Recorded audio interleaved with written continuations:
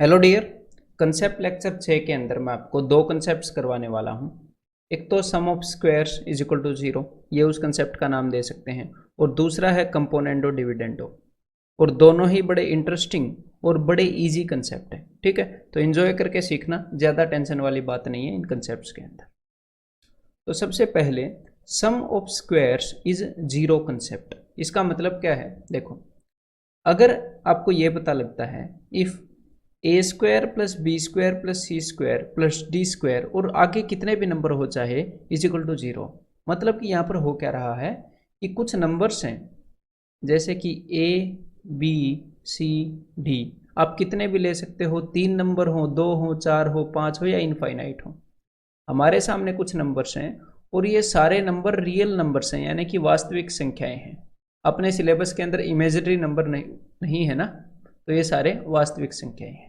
ठीक है, तो कुछ नंबर्स हैं जिनके स्क्वायर का जब हमने सम किया तो जीरो आ गया। मैं रियल नंबर क्यों बोल रहा था? क्योंकि कोई भी रियल नंबर है, अगर आप उसका स्क्वायर करोगे तो वो हमेशा पॉजिटिव आएगा, है ना, हमेशा पॉजिटिव आएगा। मतलब कि यहाँ पर ये वाली वैल्यू भी पॉजिटिव है, ये वाली वैल्यू भी पॉजिटिव है, ये भी पॉजिटिव है, ये भी पॉजिटिव है, वो सारी वैल्यूज पॉजिटिव हैं। ठीक है, या फिर हम एटलीस्ट ये कह सकते हैं कि ये वैल्यूज नेगेटिव नहीं है, ये सारे नंबर रियल नंबर हैं, तो ये वैल्यूज नेगेटिव नहीं हो सकती, इनका स्क्वायर नेगेटिव नहीं है। लेकिन फिर भी यहाँ पर इन सब का सम जीरो आ गया।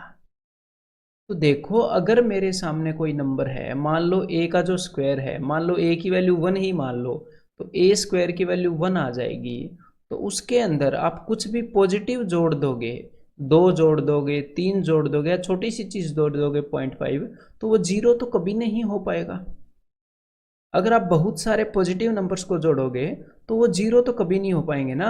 अगर बीच में कोई नेगेटिव नहीं आया, जैसे कि -5 नहीं आया इस 5 को ख़त्म करने के लिए, या -3 नहीं आया इस 3 को ख़त्म करने के लिए, तो जीरो कैसे हो जाएगा? तो अब मेरी बात को ध्यान से सुनो।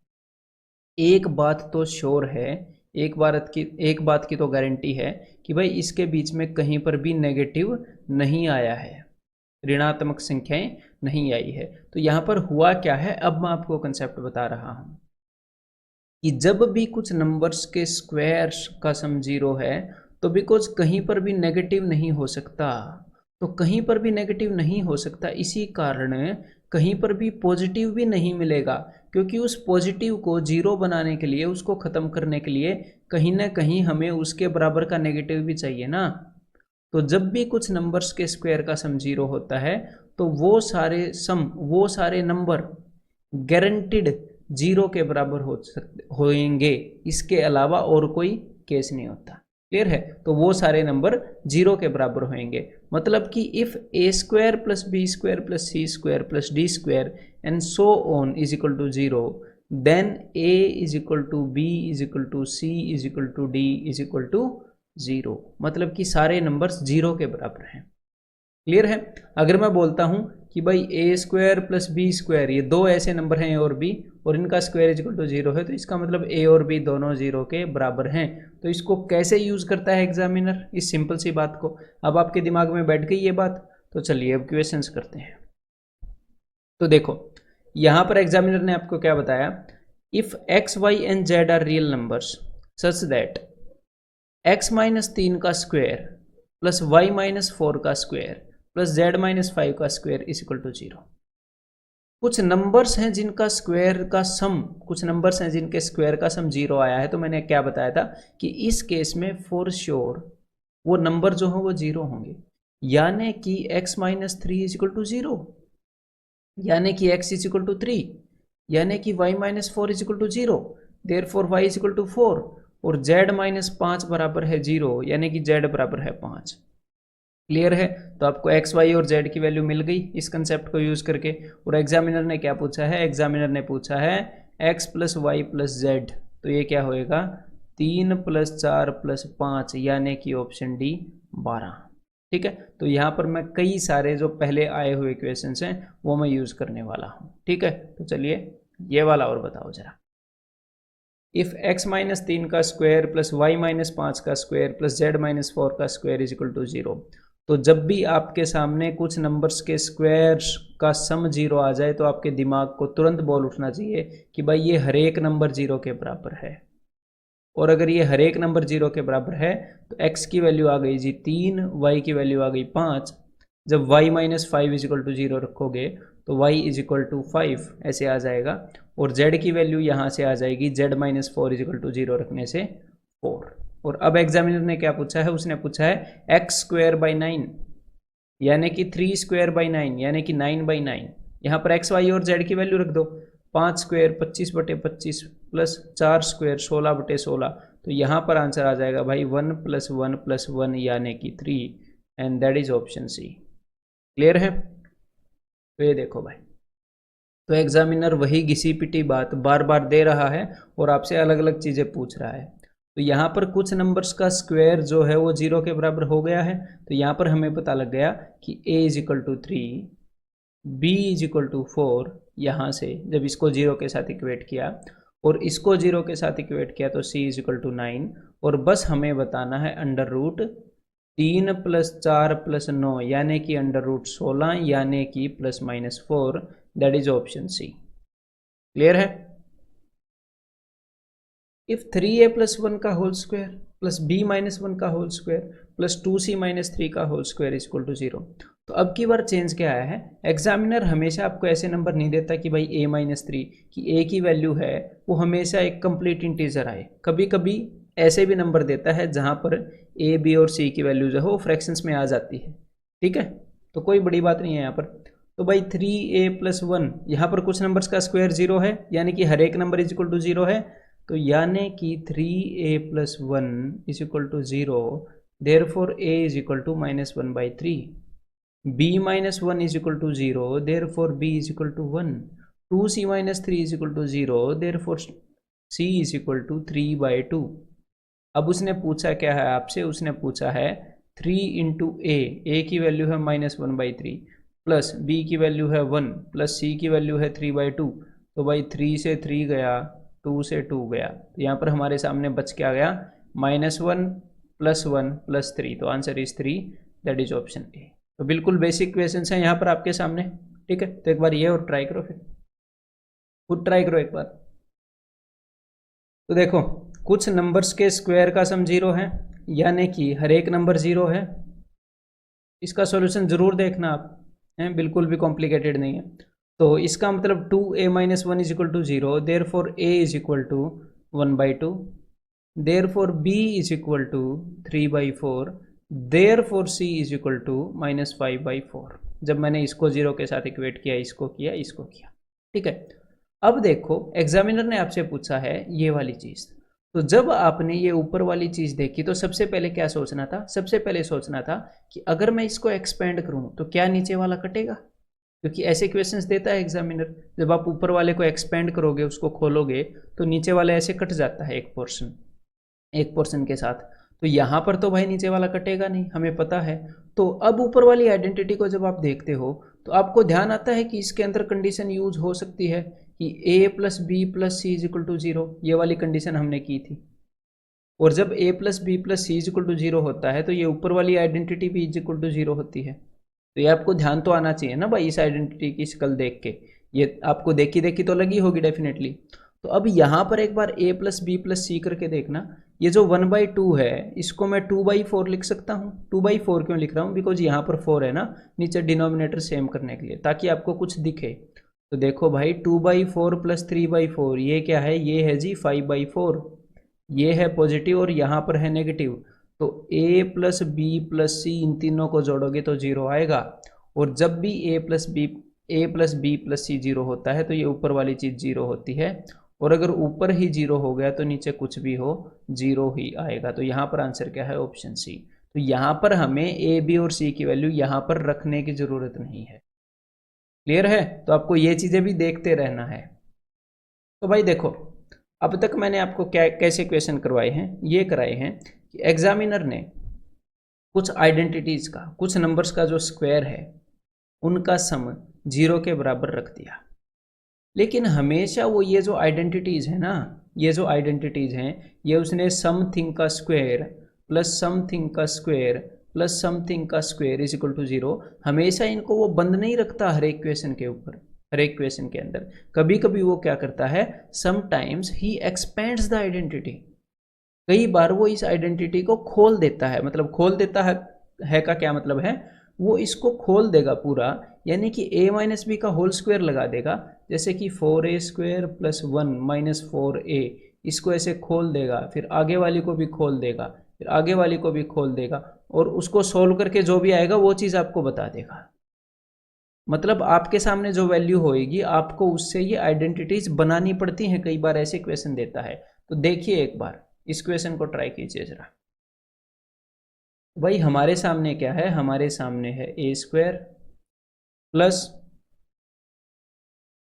B square plus C square plus 3।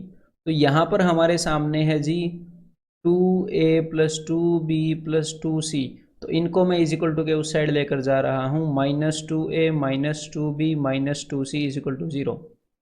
अब मेरी बात को ध्यान से सुनिएगा, जब आप इस a स्क्वायर को और इस -2a को देखते हो तो आपको कुछ पता लग रहा है, कुछ पता लग रहा है कि भाई a माइनस बी का जब हम होल स्क्वायर करते हैं a square minus 2ab plus B square होता है। तो आपको यहाँ पर a स्क्वायर तो मिल गया, जी हाँ, और -2ab की जगह पर b नहीं मिला, -2a मिला, यानी कि b की जगह पर 1 रखा गया है, और यहाँ पर b स्क्वायर की जगह पर 1 का स्क्वायर आएगा। अगर मैं इसको 1 दे दूँ, यहाँ पर a स्क्वायर माइनस 2a को 1 दे दूँ, तो ये पूरा वो हो जाएगा a माइनस 1 का होल स्क्वायर। समझ में आ रही है बात? तो यहाँ पर जो एग्जामिनर ने हमें 3 दिया है ना, इस 3 को 3 टुकड़ों में तोड़ लो,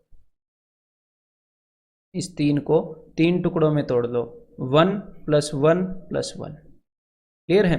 तो अब मैंने क्या किया, यहाँ पर इस -2a वाले टर्म को जब मैंने देखा तो मुझे पता चल गया कि एक और 1 अगर हमें मिल जाए, अगर मैं इन 3 चीज़ों को मिला दूँ, ये जो तीनों काली काली चीज़ें हैं इन तीनों को मिला दूँ, तो मुझे मिलेगा a माइनस 1 का होल स्क्वायर।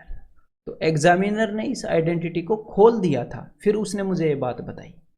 ठीक है, पहले कुछ क्वेश्चन तो उसने ऐसे दिए कि उसने बंद करके दिया, लेकिन वो खोल भी देता है। अब आगे देखो,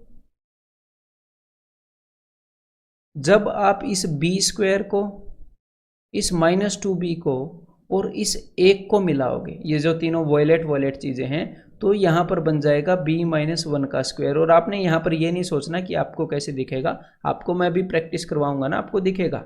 वो जितने भी चीज़ें आपको दे सकता है सारी करवाऊंगा।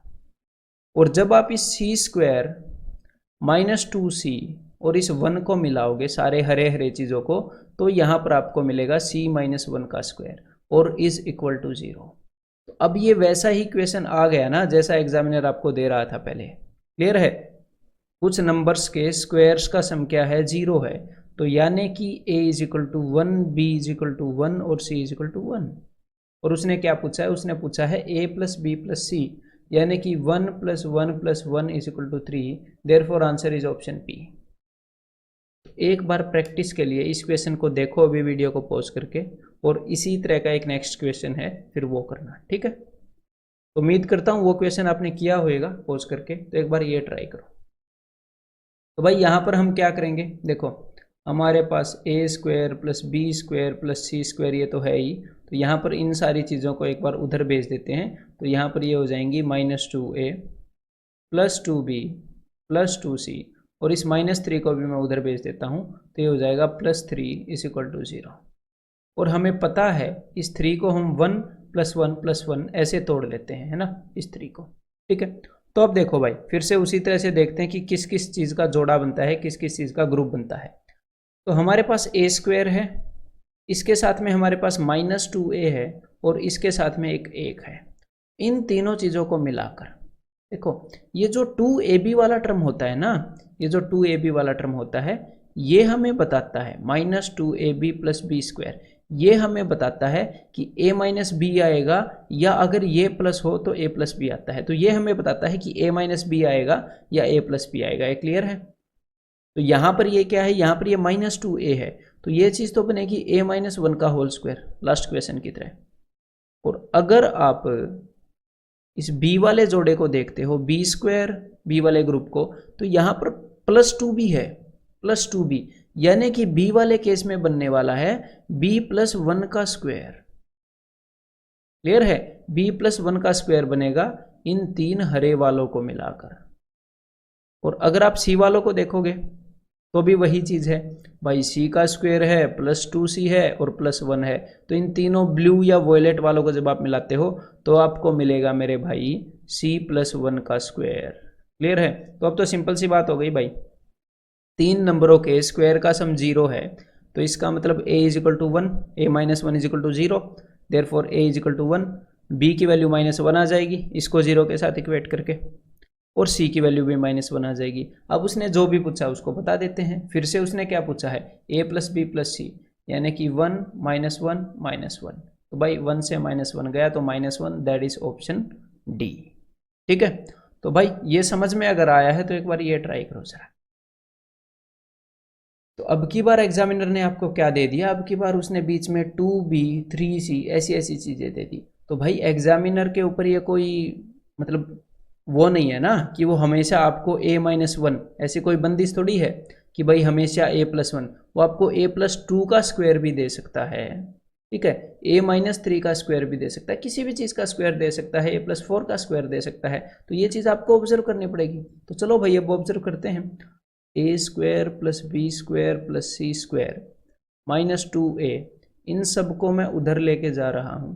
ठीक है, तो माइनस के हो जाएंगे और इनको मैं ओपन कर रहा हूँ, इस ब्रैकेट को खोल रहा हूँ, तो ये हो जाएगा -4b, ऐसे 2 दूनी 4b, तो उधर -4b, 2 तिये 6c, तो -6c, और इस -14 को उधर लेके जा रहा हूँ +14। तो अब जब ये 3 था तो आप ऐसे बोल रहे थे एक एक एक खोल दूँ, अब इस 14 को कैसे ओपन करेंगे ये अब ध्यान से सुनो। तो ए वाले केस में हमारे पास क्या क्या है एक बार ये देखो, उससे हमें पता चलेगा।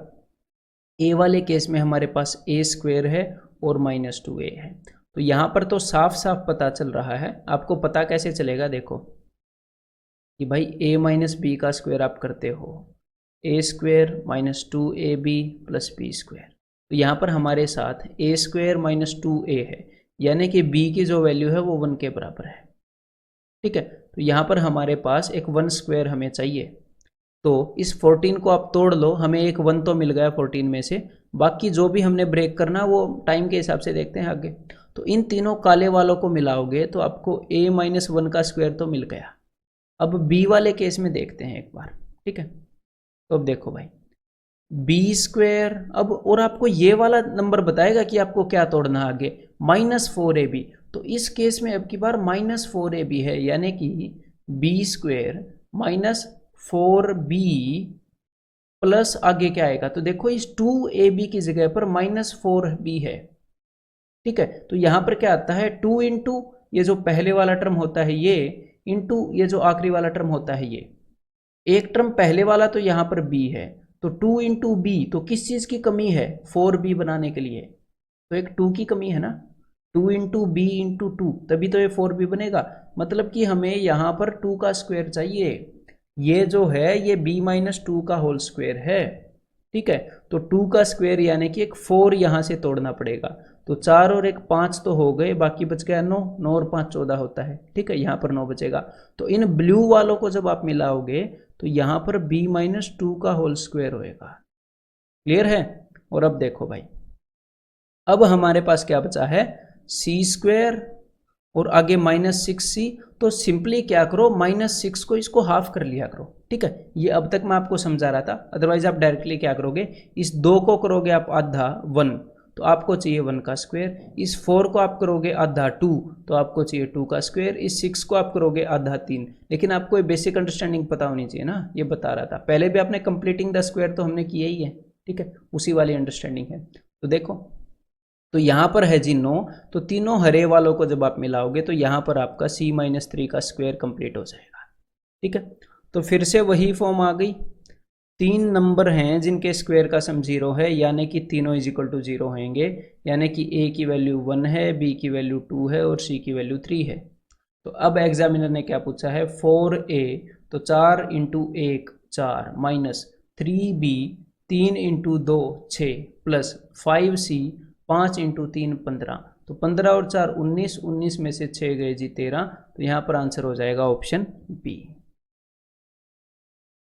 If A square plus B square plus 4c square is equal to this, तो भाई देखो फिर से एग्जैक्टली वही केस है, लेकिन अब की बार उसने क्या किया, उसने यहाँ पर थोड़ा सा मैनिपुलेशन किया है। ठीक है, तो एक बार खुद ट्राई करो जरा इसको, तो ज़्यादा कॉम्प्लिकेटेड नहीं है ये भी। ए स्क्वायर प्लस बी स्क्वायर, और एक और बात मैं आपको बता दूं, यहाँ पर ये मैं इतनी डिटेल में आपको समझाने के लिए लिख रहा हूँ, अदरवाइज आप एग्जाम में कैसे करेंगे वो मैं आपको बता देता हूँ। देखो एग्जाम में हम एक एक केस को हैंडल करेंगे ऐसे। ये सबसे पहले हम देखेंगे कि ए वाला केस कैसा है। ए स्क्वायर, तो यहाँ पर ये जो 2 इंटू ए है ये क्या हो जाएगा, ये हो जाएगा -2a, ऐसे आप लिख सकते हो एग्जाम में कि ए वाला केस ये है। और तो ये सीधा सीधा दिख रहा है कि भाई यहाँ पर हमें सिर्फ +1 चाहिए, तो ये a-1 का स्क्वायर है, तो ए वाला केस हैंडल हो गया ना देख कर ही। अब आप बी वाले केस पर ध्यान दो, तो भाई हमारे पास बी स्क्वायर है और ये 2 इंटू बी, तो ये जब उधर जाएगा तो ये -2b हो जाएगा, तो ये भी देख कर सीधा पता लग रहा है कि बी स्क्वायर -2b + 1 इस फॉर्म में होएगा ये। ठीक है, यहाँ पर इस 2 का आधा क्या है, 2 का आधा है 1, यानी कि हमें 1 का स्क्वायर चाहिए जो कि 1 होता है इसको कंप्लीट करने के लिए।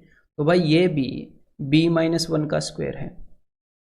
ठीक है, अब आप सी वाला केस देखो, तो सी वाले केस में क्या है, सी वाले केस में 4c स्क्वायर, ये वाला जो पोर्शन है ये 2c का स्क्वायर है। क्लियर है, और इसके आगे क्या है, इसके आगे देखो यहाँ पर है 2 इंटू 2c यानी कि +4c, यहाँ पर है +4c, तो ये वाला जो टर्म होता है ये 2 इंटू, ये जो पहले वाली चीज़ होती है ये, तो 2 into 2c, 2 into 2c into, और मैं क्या करूं कि ये 4c आए तो 2 दूनी 4c, 4c तो पहले ही बन चुका है, तो इंटू 1 ही आप कर सकते हो। तो ये सारी चीज़ें आपको सिर्फ सोचनी है। ठीक है, यहाँ पर मेरे को तो लिख कर बतानी पड़ रही है आपको, अदरवाइज ये इतना डिफिकल्ट नहीं है। और तो इसका मतलब आगे हमें क्या चाहिए, आगे हमें 1 का स्क्वायर चाहिए। ये जो सेकंड वाला, ये जो बी वाला पोर्शन है, जो a + b स्क्वायर में b होता है ये 1 है, यानी कि यहाँ पर चीज़ है भाई 2c + 1 का स्क्वायर। क्लियर है बात, ये 2c + 1 का स्क्वायर है। और इन सब का सम क्या है, इन सब का सम है जी 0। जब हम सारी चीज़ों को उस साइड ले गए तो यहाँ पर 0 बच गया होगा। तो यहाँ पर हमें मिला a = 1, b = 1 और c = -1/2। तो अब बस ये वैल्यूज पुट करेंगे जो भी एग्जामिनर पूछेगा उसके अंदर। तो एग्जामिनर ने आपसे पूछा है a स्क्वायर यानी कि 1 का स्क्वायर 1, b स्क्वायर यानी कि 1 का स्क्वायर 1 और c स्क्वायर यानी कि 1/2 माइनस का स्क्वायर 1/4। तो ये हो जाएगा 2 1/4 यानी कि 9/4, that is option D. Clear है, तो भाई ये करो एक बार, if x square plus Y square -4x -4y + 8 = 0। मैं आपको काफ़ी क्वेश्चंस करवा रहा हूँ ताकि हर एक तरह के क्वेश्चन के अंदर से आप गुजर जाएं। ठीक है, आपके अंदर कॉन्फिडेंस आ जाए, इसलिए इतने क्वेश्चंस करवा रहा हूँ। सारे पर्सनली करवाना चाह रहा हूँ बिकॉज अलजेब्रा का डर भी खत्म करना है ना आपका। तो देखो यहाँ पर हमारे पास है x स्क्वायर, यहाँ पर है -4x, इनसे कुछ पता लग रहा है, इस 4 को एक बार आधा कर दो 2, तो हमें 2 का स्क्वायर यानी कि इसके अलावा 4 चाहिए। ठीक है, तो इस 8 को आप 2 हिस्सों में तोड़ोगे, 4 और 4। और अब मैं जिन जिन भी चीज़ों को लाल कर रहा हूँ, x स्क्वायर और ये माइनस का 4x और इस 4, इन तीनों का जब आप जोड़ा बनाओगे तो आपको पता चलेगा कि ये है x - 2 का स्क्वायर। और आगे जिन जिन भी चीज़ों को अभी मैं हरा करने वाला हूँ, ये देखो y स्क्वायर और ये -4y और यहाँ पर ये जो 4, 8 को 2 हिस्सों में तोड़ लिया था ना, तो जब आप इन 3 चीज़ों को मिलाओगे तो आपको पता चलेगा y - 2 का होल स्क्वायर है और इन दोनों का सम = 0 है। तो यहाँ पर आपको क्या मिला, x = 2, बिकॉज 2 नंबर्स के स्क्वायर का सम 0 है, मतलब कि ये नंबर भी 0 है, ये नंबर भी 0 है। तो दिस = 0 मतलब x = 2, y = 2, और यहाँ पर एग्जामिनर ने आपसे पूछा है x - y यानी कि 2 - 2 दैट इज इक्वल टू 0, तो आंसर इज ऑप्शन सी। ठीक है, तो अब एक बार ये ट्राई करो जरा, यहाँ पर करो पेयरिंग, इनके जोड़े बनाओ ग्रुप्स। तो यहाँ पर हमें क्या दिख रहा है, a स्क्वायर, फिर उसके बाद a वाला ही ढूंढो यहाँ पर प्लस 4a, तो यहाँ पर आपको पता चलेगा कि इसके अलावा आपको क्या चाहिए। देखो ये जो 4a है इसका a, यहाँ पर तो a था ना, तो a तो हमारे पास है, ये जो 4 है ना इसका आधा करो यानी कि 2, तो इस 2 का स्क्वायर करो, मतलब दूसरी वाली जो चीज़ है a के साथ वो 2 है, a प्लस 2 का स्क्वायर होएगा, तो इस 2 का स्क्वायर है जी 4, तो इस 5 को आप 2 हिस्सों में तोड़ोगे, ठीक है, इस 5 को 4 और 1, ठीक है। तो ये जितने भी लाल लाल वाली चीज़ें हैं इन सब से हमें क्या मिला, a प्लस 2 का होल स्क्वायर प्लस, अब यहाँ पर देखो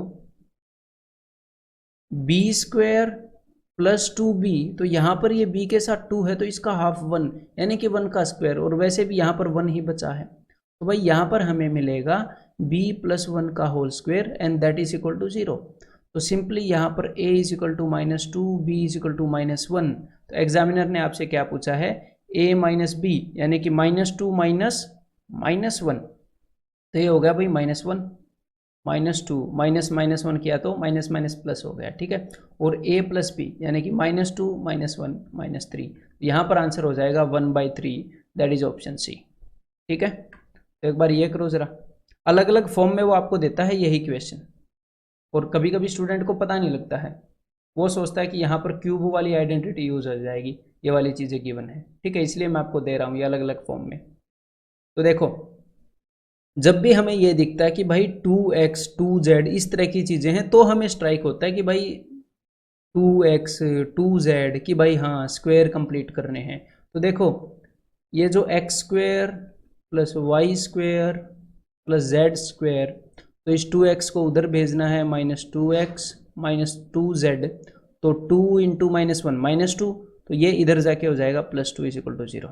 तो अब देखते हैं भाई किस किस की टीम पूरी हो पाती है, किस किस की गैंग बन पाती है, दूसरे की गैंग नहीं बन पाती। तो देखो हमारे पास x स्क्वायर है, क्या बीच वाला टर्म है आपके पास, जी हाँ है, -2x, तो हमें क्या चाहिए, सिर्फ 1 चाहिए, तो इस 2 को 2 हिस्सों में तोड़ोगे, एक ये रहा 1, तो ये सारे ब्लू वाले आपको मिलाकर क्या दे देंगे, ये आपको दे देंगे x - 1 का स्क्वायर प्लस, आगे अब देखो वाई स्क्वायर हमारे पास है, आगे y का कोई टर्म दिख रहा है, नहीं दिख रहा, तो भाई y ही है, y का ही स्क्वायर है, y की टीम में और कोई नहीं है, ठीक है, यहाँ पर y ही है।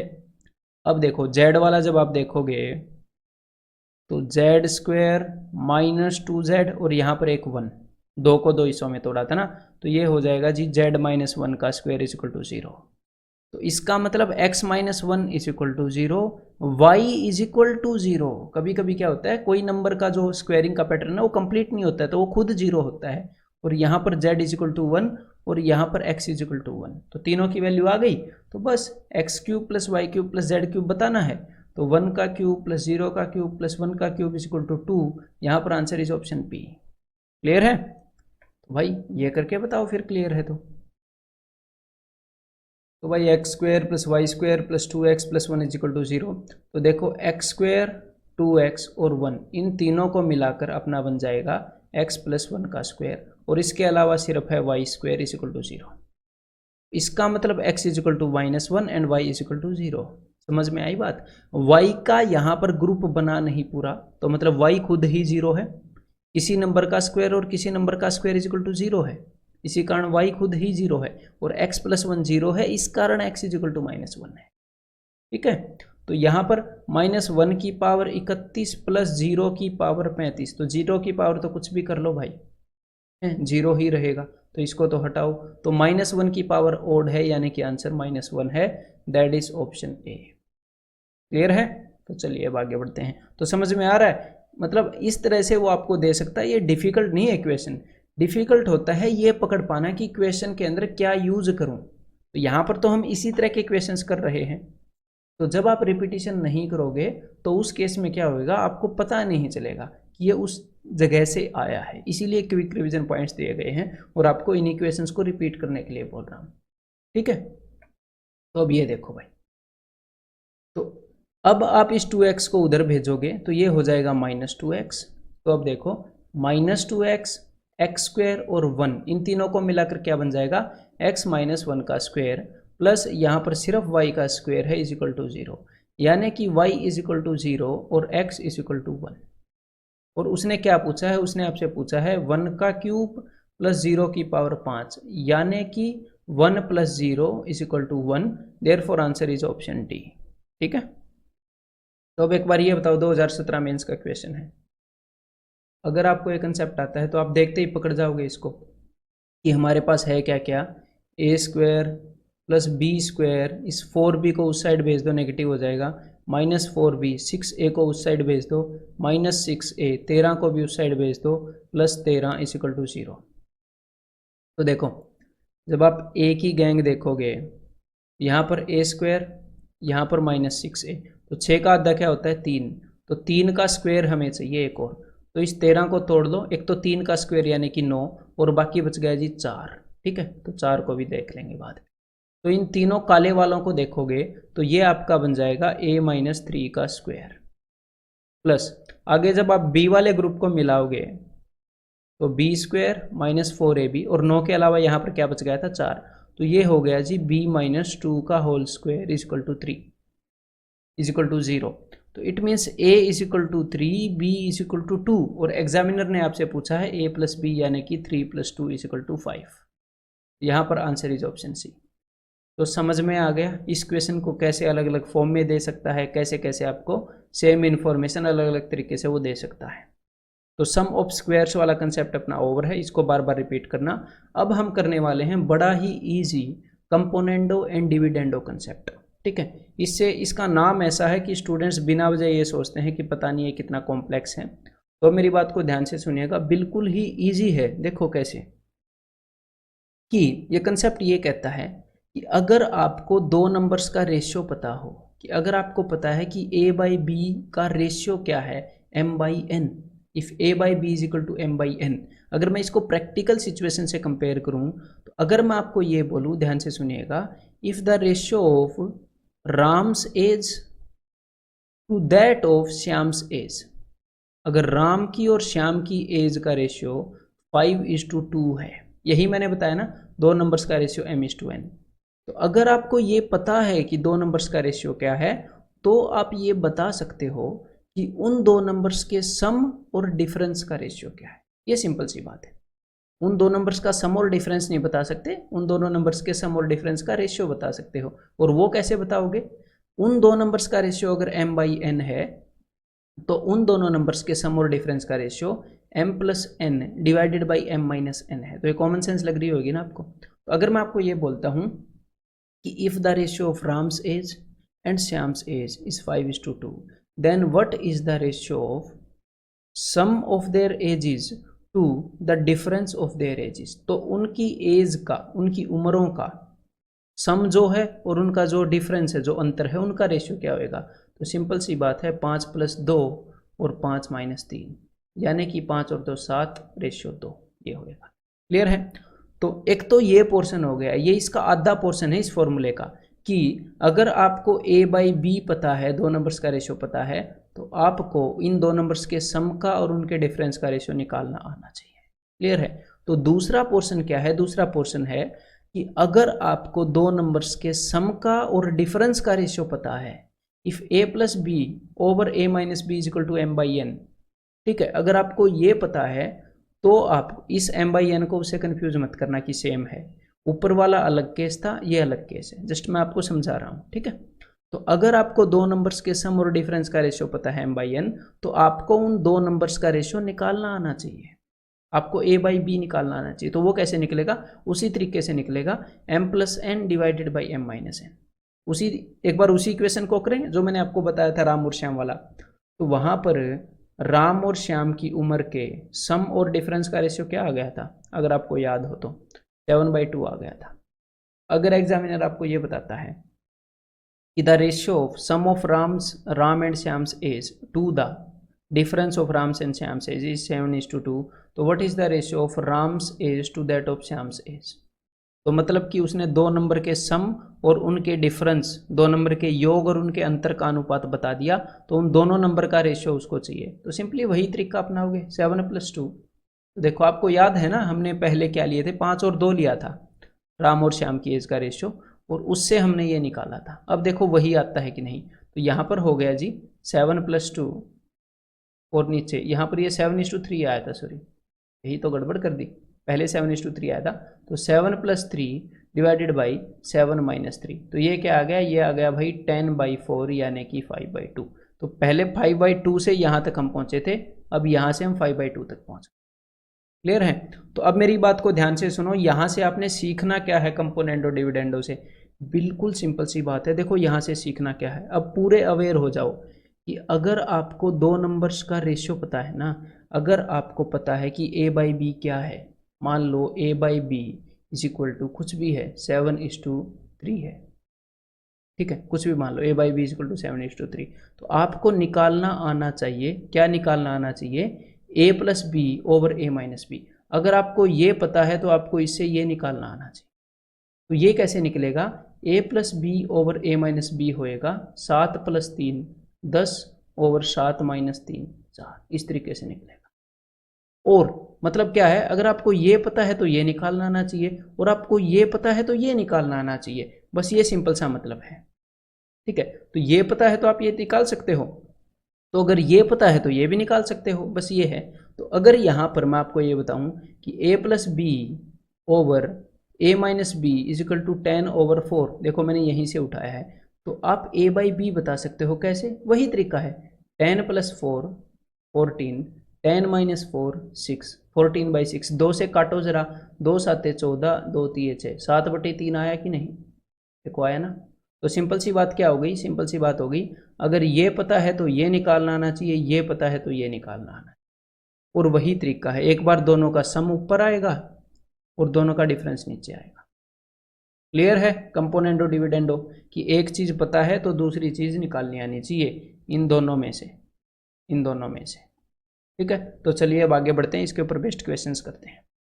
तो देखो, जब भी कंपोनेंडो डिविडेंडो लगाना होगा तो आपको उसका फॉर्मेट दिख जाएगा, हमेशा इस फॉर्म में होता है कि a + b over a - b = something, ऐसे एग्जामिनर देगा, या फिर ऐसी चीज एग्जामिनर पूछ लेगा, या तो ऐसी दे देगा या ऐसी पूछ लेगा, तो आपको पता लग जाएगा कंपोनेंडो डिविडेंडो लगाना है। तो यहाँ पर a की वैल्यू क्या है, a की वैल्यू है ये, b की वैल्यू है ये, तो a + b है और नीचे a - b है, तो ये है ना कि a + b over a - b = 2। तो मैंने क्या बोला था, जब आपको ये पता है तो आपको a/b निकालना आना चाहिए।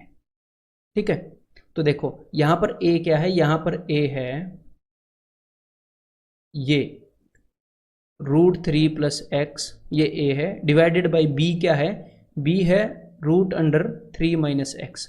तो जब आपको a + b और a - b पता है कि 2/1 है, तो a/b क्या होएगा, a/b अगर ये पता है तो वो होएगा 2 + 1 ओवर 2 - 1। तो ये हो गया जी 2 + 1 ओवर 2 - 1, यानी कि 3/1।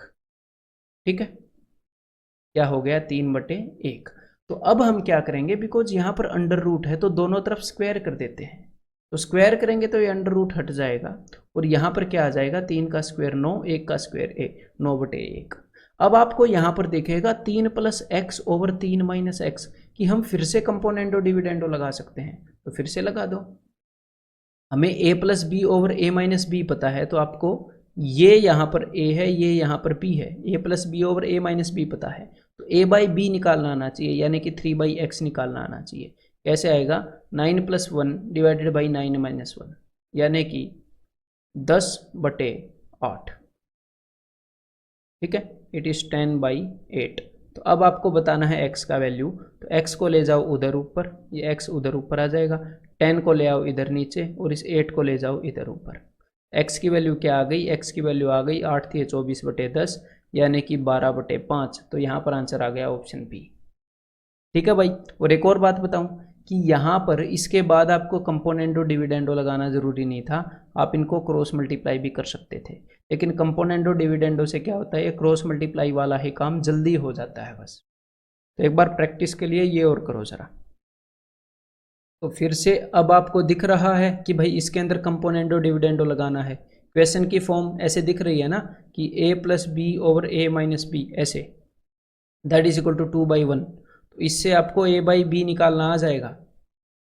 अब यहाँ पर क्वेश्चन डायरेक्टली देख के आपको ऐसे निकालना आना चाहिए कि भाई a की वैल्यू है x + 4 और b की वैल्यू है x-4, तो that is equal to, because ये 2/1 है, दैट इज इक्वल टू 2 + 1/2 - 1, ये इसके बराबर है।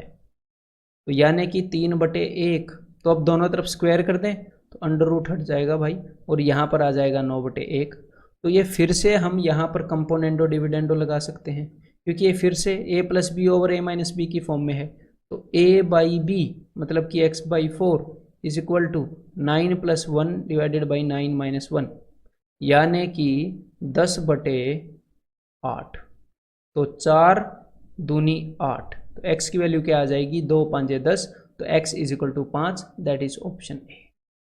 और यहाँ पर बिकॉज x की वैल्यू काफ़ी सिंपल है ना भाई, 5 है x की वैल्यू, तो यहाँ पर आप ऑप्शन से भी पुट कर सकते थे, लेकिन हमेशा ऑप्शन से पुट करने का मौका नहीं मिलता। कभी कभी क्या होता है, x की वैल्यू कॉम्प्लेक्स होती है, तो इस केस में बिना वजह आप टाइम वेस्ट करते फिर, ठीक है। तो इस केस में हम ऑप्शन से भी पुट कर सकते थे, लेकिन कंपोनेंट और डिविडेंडो आपको हमेशा बचा लेगा इस टाइप के केसेस में। तो एक बार ये देखो, तो यहाँ पर आपके सामने क्या है, ध्यान से देखिएगा। यहाँ पर मेरी बात पहले एक बार ट्राई कर लो, अब मेरी बात ध्यान से सुनो। देखो, हमने जो चीज़ निकालनी है वो क्या है, a - b over a + b, ऐसे ही है ना, a - b over a + b।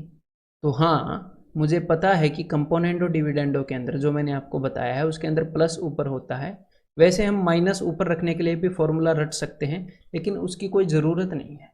हम a + b और a - b निकालेंगे और उसको पलट देंगे। तो देखो, हम a + b over a - b निकाल लेंगे, कोई दिक्कत नहीं है। मतलब कि हम क्या निकाल लेंगे, हम x² + y² over x² - y² इसकी वैल्यू निकाल लेंगे। लेकिन उसके लिए हमें x²/y² चाहिए ना। जब हमें a/b पता होता है तभी हम a + b over a - b इसी से ये निकाल पाते हैं ना। अगर हमें ये निकालना है तो हमें पहले ये चाहिए, इसकी वैल्यू चाहिए। इससे ये निकाल सकते हैं, इससे ये निकाल सकते हैं। तो अगर उसने ये पूछा है तो हमें किसी न किसी तरह उसने a/b की वैल्यू दी होगी। मतलब कि यहाँ पर हमें x²/y² की वैल्यू निकालनी है, ये कुछ ना कुछ आएगी, फिर इससे हम वो निकालेंगे। तो देखो भाई, x/y की वैल्यू पता है आपको? जी हाँ, पता है। तो x²/y² is equal to a + b का होल स्क्वायर, a + 2 का whole square divided by a - 2 का होल स्क्वायर। तो हमें x²/y² की वैल्यू पता है, तो अब सिर्फ कंपोनेंट और डिविडेंडो लगाना है। हमें क्या निकालना है, x² + y²। तो भाई देखो, x² + y² divided by x² - y², यानी कि ऊपर और नीचे वाले का सम। अब मेरी बात को ध्यान से सुनना, अब ये जो सम आप करोगे इसमें टाइम वेस्ट नहीं करना है। ऊपर और नीचे वाले का सम का क्या मतलब है, देखो, a + b का whole square plus a - b का होल स्क्वायर, ये वाली आइडेंटिटी याद है, ट्वाइस ऑफ a² + b²। यहाँ पर तो मैं याद दिला रहा हूँ, अदरवाइज ये याद आ जानी चाहिए थी। और यहाँ पर आप क्या लिखोगे, इन दोनों का जो सम आएगा ऊपर वो आएगा ट्वाइस ऑफ a² + 2 का स्क्वायर, और नीचे आएगा इन दोनों का डिफरेंस। तो इनके डिफरेंस वाली आइडेंटिटी भी आपको याद होनी चाहिए, a + b का होल स्क्वायर और a - b के होल स्क्वायर का डिफरेंस, जो कि होता है 4ab। तो ये भी आपको याद होनी चाहिए, नीचे डिफरेंस आता है ना। तो 4 × a × b की जगह पर है 2, तो इस 2 से ये 2 कैंसिल हो जाएगा, तो ये हो जाएगा भाई a² + 4/4a। लेकिन हमने ये चीज़ नहीं निकालनी थी, हमने निकालनी थी इसकी रेसिप्रोकल, इसका पारस्परिक। तो इसको पलट दो, मतलब इससे जो भी उल्टा है उसको निशान लगाओ ऑप्शन के अंदर, यानी कि 4a divided by a² + 4। Clear है? तो अगर आपको थोड़ा मोटा कन्फ्यूजन होगा कंपोनेंडो डिविडेंडो में, तो वो इसलिए नहीं होगा कि ये क्वेश्चन डिफ़िकल्ट हैं, वो इसलिए होगा कि हो सकता है आपको इस फॉर्मूले की आदत ना हो। बिल्कुल सिंपल है, तो एक दो बार रिपीट कर लेना इन क्वेश्चंस को, ठीक है। तो अब ये देखो भाई, तो यहाँ पर हमें दिया गया है कि भाई x + 1 over x - 1 is equal to a/b। मतलब हमें क्या दिया गया है, हमें दिया गया है a + b, मैं इसको कंपेयर कर रहा हूँ कंपोनेंडो डिविडेंडो वाली फॉर्म से, over a - b is equal to something. तो इससे हम a/b निकाल सकते हैं ना। जी हाँ, तो यहाँ से मैं x/1 ये निकाल सकता हूँ। तो ये क्या आएगा, ये आ जाएगा a + b over a - b। एक बार इन दोनों का सम, एक बार इन दोनों का डिफरेंस। ठीक है, तो मुझे x की वैल्यू मिल गई। अब देखो ध्यान से, अब आगे यहां पर आपको दिया गया है 1 minus Y divided by 1 plus Y is equal to B by A. अब मेरी बात को ध्यान से सुन लीजिएगा कि जो मैंने आपको कंपोनेंडो डिविडेंडो के बारे में बताया है उसके अंदर ऊपर 1 प्लस वाई है, तो इसको आपको पलटना पड़ेगा। तो ऊपर 1 प्लस वाई, तो यानी कि ऊपर जाएगा a और नीचे आएगा b, नीचे 1 माइनस वाई। ठीक है, इसको उल्टा कर लो, 1 प्लस वाई 1 माइनस वाई। और यहाँ पर आपको मिलेगा क्या, देखो मेरे भाई, यहाँ पर आपको मिलेगा a plus B over a minus B है, तो यहाँ पर हमेशा हम a बाई बी निकाल पाते हैं, यानी कि a की जगह पर यहाँ पर 1 है, b की जगह पर y है। तो इसको जब आप सोल्व करोगे तो आप y बाई 1 नहीं निकालोगे, आप 1 बाई वाई निकाल पाओगे, a प्लस बी होता है। उसके लिए एक काम कर सकते हो कि देखो, चाहे आप 1 प्लस वाई लिखो या y प्लस 1 लिखो, ये बात तो बराबर ही है। या तो आप यहीं से निकाल लो 1 बाई वाई, फिर हम उसको उल्टा कर देंगे। चलो दोनों तरीके करके दिखाता हूँ, पहले 1 बाई वाई वाला करके दिखाता हूँ। तो 1 बाई वाई क्या हो जाएगा, मतलब कि a by B is equal to a plus B over a minus B. तो y की वैल्यू क्या आ गई, यहाँ पर y की वैल्यू आ गई, इसका उल्टा कर दोगे a minus B over a plus B. ठीक है, यहाँ पर लिख देता हूँ मैं a minus B over a plus B. ठीक है, ये पहला तरीका हो गया। अदरवाइज आप क्या कर सकते हो, दूसरा तरीका, अगर आपको डायरेक्टली y निकालना है तो वो भी पता होना चाहिए कि छोटा मोटा हम क्या बदलाव कर सकते हैं कि 1 प्लस वाई को हम y प्लस 1 लिख सकते हैं। तो इसको तो आप एज इट इज लिख दो, कोई दिक्कत नहीं है, इसके लिए कोई चेंज करने की ज़रूरत है नहीं। लेकिन आप 1 माइनस वाई को y माइनस 1 नहीं लिख सकते, ये अलग बात है। 3 माइनस 2 और 2 माइनस 3 अलग बात है। तो यहाँ पर आपको साइन चेंज करना पड़ेगा, यहाँ पर माइनस बी कर दो। आप इस 1 माइनस वाई को y माइनस 1 कर दो और इसको माइनस भी कर दो। तो अब आप y बाई 1 निकाल पाओगे, y बाई 1 वो क्या होएगा, एक बार इन दोनों का सम, मतलब कि a प्लस माइनस बी यानी कि a माइनस बी, और नीचे क्या होएगा a माइनस माइनस बी यानी कि a plus B, minus minus plus हो जाएगा ना। ठीक है, तो यहाँ पर y की यही वैल्यू आप निकाल पाए। तो कुल मिलाकर आप y की वैल्यू निकाल सकते हो यहाँ से। क्लियर है, तो अब तो समझाने में इतना टाइम लग रहा है, अदरवाइज अगर आपको पता होता तो ये हम निकाल लेते। अब देखो एग्जामिनर ने पूछा क्या है, तो सबसे पहली तो ये बात कि भाई x minus Y over 1 plus X Y उसने पूछा है। तो ये जो x इंटू वाई है ये एक दूसरे के रेसिप्रोकल हैं। देखो a plus b a plus b, a minus b a minus b, आप इनको कैंसिल आउट करोगे तो क्या होएगा, 1 आएगा प्रोडक्ट, इनको मल्टीप्लाई करोगे तो ये एक दूसरे के रेसिप्रोकल हैं, यानी कि इनका प्रोडक्ट है 1, यानी कि x minus Y divided by 2। ये एग्जामिनर पूछना चाह रहा है, यानी कि वो सिर्फ आपसे x माइनस वाई पूछना चाह रहा है। x की वैल्यू है ये पहले वाली, y की वैल्यू है दूसरे वाली, इनका डिफरेंस वो आपसे पूछना चाह रहा है। तो ये आप मेंटली करने के लायक होने चाहिए। इस चीज़ की मैंने आपको पहले प्रैक्टिस करवाई है भाई, बहुत करवाई है पहले वाली आइडेंटिटी में। देखो यहाँ पर होएगा क्रॉस मल्टीप्लाई करेंगे तो a प्लस बी का होल स्क्वायर, यहाँ पर होएगा a माइनस बी का होल स्क्वायर, और इन दोनों का डिफरेंस चाहिए, डिफरेंस। तो ये अभी बताया था, इन दोनों का डिफरेंस क्या होता है 4ab, तो ऊपर आएगा 4ab और नीचे क्या आएगा, नीचे आएगा इन दोनों का प्रोडक्ट, यानी कि a minus b into a plus b, यानी कि a square minus b square, और नीचे ये 2 भी आएगा। तो भाई 2 से ये कैंसिल आउट हो जाएगा, ये भी 2 हो जाएगा। तो यहाँ पर अपना आंसर क्या हो गया, 2ab ओवर ए स्क्वायर माइनस बी स्क्वायर, यानी कि ऑप्शन डी। क्लियर है, तो एक बार ये करो जरा, क्लियर है तो भाई ये मैंने कुछ क्वेश्चन दिए हैं कि भाई कंपोनेंडो डिविडेंडो के एप्लीकेशन जो है वो कैसे करनी है, उसके लिए आपको थोड़ा मोटा सोचना पड़े, थोड़ी सी थिंकिंग डेवलप करने के लिए जानबूझ के दिए हैं 2 क्वेश्चन, ये आ भी चुके हैं पहले। तो देखो आपको ये चीज़ निकालनी है x plus 2a divided by x minus 2a, तो ये आप निकाल तो लोगे, लेकिन इसके लिए आपको x बाई 2a अगर दिया जाए तो आप कंपोनेंडो डिविडेंडो लगा के ये निकाल लोगे। मतलब अगर आपसे किसी ने a plus B over a minus b पूछा है, अगर आपको कोई a बाई बी दे दे तो वो चीज़ आप निकाल लोगे। और इसी तरह ये जो हमने निकालना है x plus 2b over x minus 2b, अगर आपको x/2 भी दे दिया जाए तो हम कंपोनेंडो डिविडेंडो लगा के वो चीज़ भी निकाल लेंगे, ठीक है। तो x/2a निकालो किसी तरह, तो हमारे पास x की वैल्यू तो है ही, तो इसको डिवाइड कर दो 2a से, x को दोनों साइड 2a से डिवाइड कर दो। तो 2a से जब आप इसको कैंसिल आउट करोगे, एक बार इसको नीचे लिख लेते हैं भाई, x is equal to 4ab over a plus b. देखो भाई, अगर हमें चाहिए है x/2a तो मैं 2a से दोनों तरफ डिवाइड करता हूँ, तो 2a से जब इसको कैंसिल आउट करेंगे तो यहाँ पर बचेगा 2b over a plus b. तो x ओवर a की वैल्यू आ गई ना भाई, x ओवर a की वैल्यू ये चीज़ आ गई। तो बस अब हमने क्या निकालना है, अब हमने निकालना है x plus 2a over x minus 2a, यानी कि a/b की वैल्यू आ गई, a plus B over a minus b निकालना है। तो कंपोनेंडो डिविडेंडो लगा दो, अभी लगा देता हूँ। पहले इन दोनों का सम 2b प्लस b क्या हो जाएगा 3b, तो ऊपर आएगा 3b प्लस ये a, इन दोनों का सम क्या हो जाएगा 3b प्लस a। नीचे होएगा इन दोनों का डिफरेंस, तो 2b minus a minus b, तो 2b में से b गया, सिर्फ एक b रह जाएगा, यहाँ पर हो जाएगा जी b माइनस a।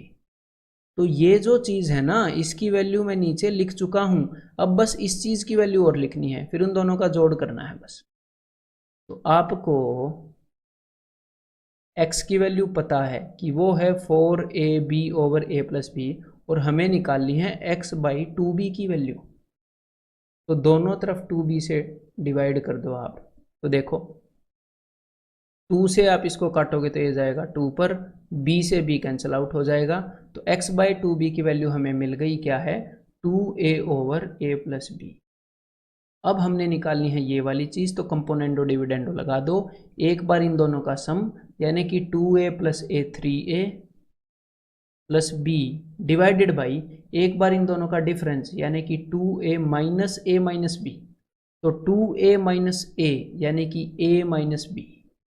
तो देखो भाई, यहाँ पर b माइनस ए है, यहाँ पर a माइनस बी है, तो क्यों ना मैं इसको भी a माइनस बी कर लूँ, इसको भी मैंने a माइनस बी कर लिया, ये b माइनस ए था ना, तो ऊपर भी साइन बदलना पड़ेगा, ऊपर हो जाएगा -3b माइनस a, ठीक है। ये मैंने ऐसा क्यों किया, ताकि डिनोमिनेटर जो है वो सेम हो जाए और मैं इन दोनों को ऐड कर पाऊँ।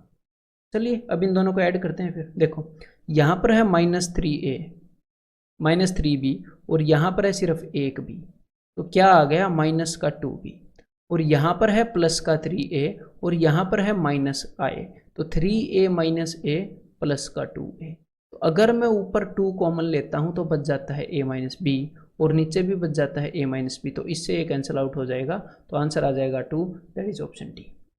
तो भाई ये तो बहुत लेंदी क्वेश्चन हो गया है, लेकिन ये एक्चुअल एसएससी का क्वेश्चन है, और ये एक स्टैंडर्ड क्वेश्चन है, टिपिकल। स्टैंडर्ड क्वेश्चन का क्या मतलब है टिपिकल का, कि बार बार इस क्वेश्चन को वो दे रहा है, और सिर्फ यही क्वेश्चन नहीं दे रहा एग्जामिनर, सिर्फ यही नहीं दे रहा, ये जो ए और बी हैं इनकी जगह में एक्चुअल वैल्यूज रख रख के भी दे रहा है। कैसे, ये देखो एक बार, इस क्वेश्चन को उससे कंपेयर करोगे तो आपको क्या करना है, एक बार अगले वाला क्वेश्चन करने से पहले एक बार इसी क्वेश्चन को लिख लो भाई, 2-3 बार इसको करके देख लो, आपको परफेक्ट रास्ता समझ में आ जाएगा। ये ज़रूरी है, ये जो बात मैं आपको बोल रहा हूँ। उम्मीद करता हूँ आपने लिखा होगा भाई, बातें मान रहे होंगे। तो अब देखो, इसी क्वेश्चन को मैं रब कर रहा हूँ, तो इसी क्वेश्चन के अंदर उसने यहाँ पर वैल्यूज पुट की हैं, ठीक है। तो चलिए अब ये वाला क्वेश्चन करते हैं फिर। तो यहाँ पर अब हमें क्या चाहिए, तो एक बार आप खुद ट्राई करोगे इसको, ठीक है, पिछले वाला मैंने बताया है। तो यहाँ पर ये चीज़ निकालने के लिए मेरे को चाहिए x/√20, यानी कि √20 क्या होता है, √20 होता है भाई 2√5। इसको मैंने कैसे कन्वर्ट किया ये आपको पता होना चाहिए। भाई 4 × 5 होता है, तो 4 तो स्क्वायर रूट से बाहर निकल सकता है, 2 बन के 5 अंदर ही रह जाएगा, ठीक है। तो x/2√5, अगर आपको x/2√5 चाहिए तो हमारे पास x is equal to 4√15 divided by √5 plus √3, ये है। x/2√5 चाहिए, यानी कि दोनों तरफ 2√5 से डिवाइड करना पड़ेगा, तो 2 से डिवाइड करेंगे तो 2 2 जा 4, और 5 3 15, 5 से इसको डिवाइड करोगे तो रूट के अंदर 3 बच जाएगा, ठीक है। तो x/2√5 की वैल्यू आ गई, और ये जो √20 है ये 2√5 ही है, ठीक है।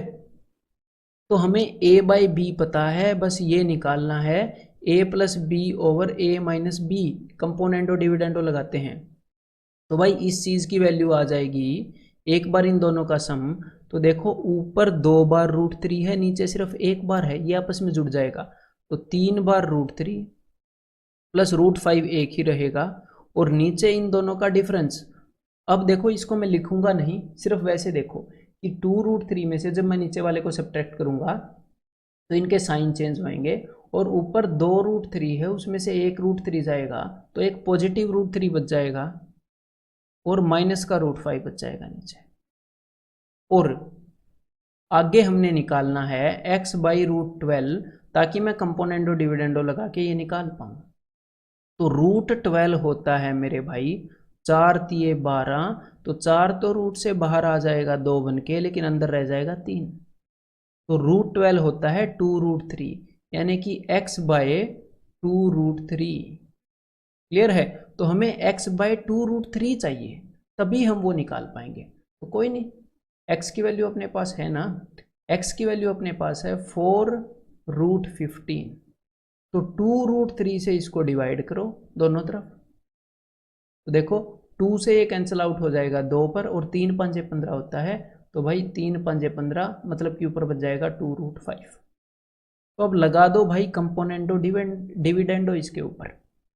तो प्लस अब ये वाली जो चीज़ है वो मैं नीचे लिख रहा हूँ, तो एक बार इन दोनों का सम, क्योंकि हमें a बाई बी पता है, a plus B over a minus b निकालनी है, एक बार इन दोनों का सम, तो 2√5 plus √5 that is 3√5 plus √3 divided by एक बार इन दोनों का डिफरेंस, तो -√5 माइनस √3, तो 2√5 माइनस √5 यानी कि √5 माइनस √3।